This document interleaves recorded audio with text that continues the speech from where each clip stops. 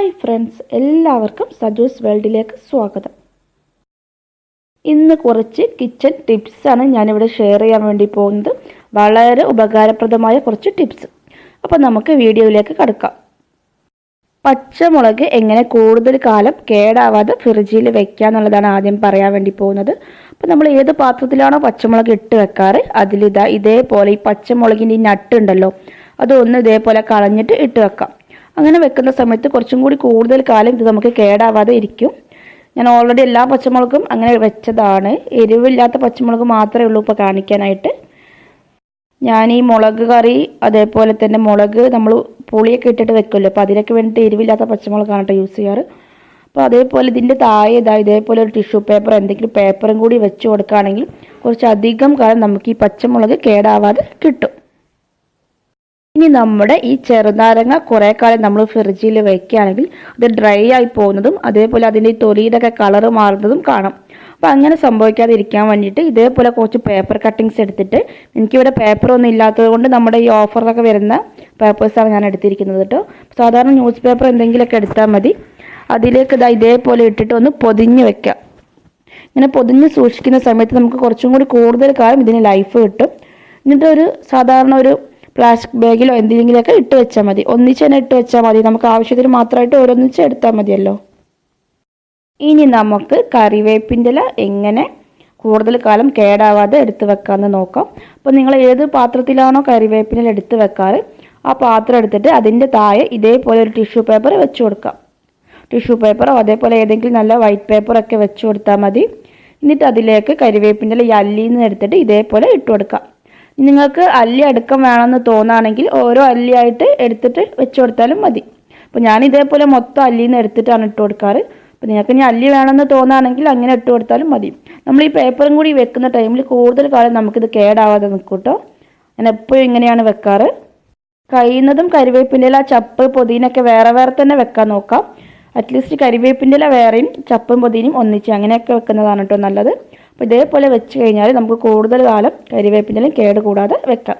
നമുക്ക് മൂടിയിട്ട് ഇനി ഇത് ഫ്രിഡ്ജിലേക്ക് മാറ്റി വെച്ചാൽ മാത്രം മതി. ഇനി നമുക്ക് ഇഞ്ചിയുടെ തൊലി എങ്ങനെ പെട്ടെന്ന് കളയാമെന്ന് നോക്കാം. നമ്മൾ സാധാരണ കത്തിക്ക് ഉപയോഗിച്ച് കളയുന്നതിനെക്കാട്ടും സിമ്പിളാണ് കേട്ടോ. ഈ സ്പൂൺ ഉപയോഗിച്ച് കളയുമ്പോൾ ഇതേപോലത്തെ ഒരു സ്പൂൺ എടുക്കാം. എന്നിട്ട് ഇതേപോലെ ഒന്ന് ചുരണ്ടി എടുത്താൽ മതി. നമുക്ക് പെട്ടെന്ന് തന്നെ തൊലി കളയാൻ വേണ്ടി പറ്റും.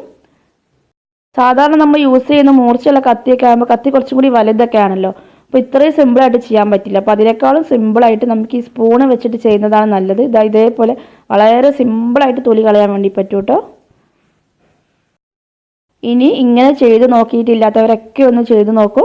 നമുക്ക് വളരെ സിമ്പിളായിട്ട് ഇഞ്ചിയുടെ തൊലി കളയാൻ വേണ്ടിയിട്ട് പറ്റും. അപ്പോൾ ഞാനിവിടെ ഇഞ്ചിയുടെ തൊലി നല്ല സിമ്പിളായിട്ട് തന്നെ കളഞ്ഞിട്ടുണ്ട്.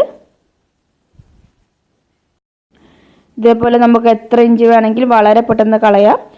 സ്പൂണായതുകൊണ്ട് തന്നെ കൈ മുറിയുന്നുള്ള പേടിയൊന്നുമില്ല കേട്ടോ. അപ്പോൾ അതുകൊണ്ട് പെട്ടെന്ന് തന്നെ നമുക്ക് ചുരണ്ടി എടുക്കാൻ വേണ്ടിയിട്ട് പറ്റും. ഇനി നമുക്ക് അടുത്തതായിട്ട് നമ്മൾ സാധാരണ എല്ലാവരും ചെയ്യുന്ന ഒരു മിസ്റ്റേക്കാണ് കേട്ടോ. ഈ സവാളയും ഉരുളക്കിഴങ്ങും ഒന്നിച്ചൊരു ബാസ്ക്കറ്റിൽ ഇട്ട് വെക്കുക എന്നുള്ളത്. നമ്മൾ സാധാരണ ഇത് ഫ്രിഡ്ജിൽ സ്റ്റോർ ചെയ്യാത്തത് കൊണ്ട് തന്നെ പുറത്താണ് വെക്കാറ്. അപ്പോൾ നമ്മൾ മിക്കവാറും ഒന്നിച്ചൊരു ബാസ്ക്കറ്റിലാണ് ഇട്ട് വെക്കാറ്. അങ്ങനെ വെക്കുന്ന ടൈമിൽ സവാള പെട്ടെന്ന് ചീഞ്ഞ് പോകാനും അതേപോലെ നമ്മുടെ ഈ ഉരുളക്കിഴങ്ങിൽ മുള വരാനും ഉരുളക്കിഴങ്ങിന് ഒരു സൈഡ് പച്ച കളറാവുന്നതൊക്കെ കാണാം. അതൊക്കെ വരാനുള്ള ചാൻസ് വളരെ കൂടുതലാണ്. ഇനി ഉരുളക്കിഴങ്ങിന് പച്ച കളർ വരികയാണെങ്കിൽ തന്നെ ആ ഉരുളക്കിഴങ്ങ് നമ്മൾ യൂസ് ചെയ്യുകയും ചെയ്യരുത് കേട്ടോ. അത് ശരിക്കും പറഞ്ഞാൽ വിഷമാണ്. അപ്പോൾ അങ്ങനെ വരുമ്പോൾ ആ ഭാഗം മിക്കവാറും ചെത്തിക്കളയാം. എന്നിട്ട് വേണം യൂസ് ചെയ്യാനായിട്ട്. എന്നതും ഇത് രണ്ടും വേറെ വേറെ ബാസ്ക്കറ്റിൽ തന്നെ എടുത്ത് വെക്കാം.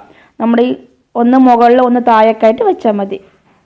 ഇനി നമുക്ക് കോഴിമുട്ട എങ്ങനെ വളരെ പെട്ടെന്ന് സെപ്പറേറ്റ് ചെയ്തെടുക്കാമെന്ന് നോക്കാം. അതിൻ്റെ യോക്കും വെള്ളയും എങ്ങനെ പെട്ടെന്ന് സെപ്പറേറ്റ് ചെയ്തെടുക്കാം. സാധാരണ നമ്മൾ കയ്യിൽ വെച്ചിട്ട് ഇതേപോലെ ഇങ്ങനെ ആക്കിയിട്ടൊക്കെ എടുക്കാറുണ്ട്. അപ്പോൾ അതിനെക്കാട്ടും സിമ്പിളായിട്ട് ഒരുപാട് കോഴിമുട്ടയൊക്കെ ആണെങ്കിൽ ഇതേപോലത്തെ ഒരു ഇത് വെച്ച് കൊടുത്തിട്ട് അതിൻ്റെ മുകളിലേക്ക് ഇട്ട് കൊടുത്താൽ മതി.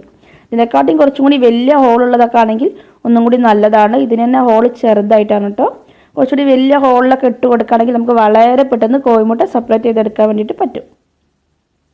ഒരുപാട് കോഴിമുട്ടയൊക്കെ ഉണ്ടെങ്കിൽ കുറച്ചുകൂടി വലിയ ഹോൾസൊക്കെ ഉള്ളതിൽ ഇട്ട് കൊടുത്തു കഴിഞ്ഞാൽ പെട്ടെന്ന് തന്നെ നമുക്ക് മഞ്ഞയും വെള്ളയൊക്കെ സെപ്പറേറ്റ് ചെയ്തെടുക്കാൻ വേണ്ടി പറ്റും. നമ്മൾ ഇട്ട് കൊടുക്കുമ്പോൾ അതിന് മഞ്ഞ പൊട്ടാതെ ഒന്ന് ശ്രദ്ധിക്കണം കേട്ടോ. പൊട്ടിക്കഴിഞ്ഞ് കഴിഞ്ഞാൽ പിന്നെ പറഞ്ഞിട്ട് കാര്യം ഉണ്ടാവില്ല.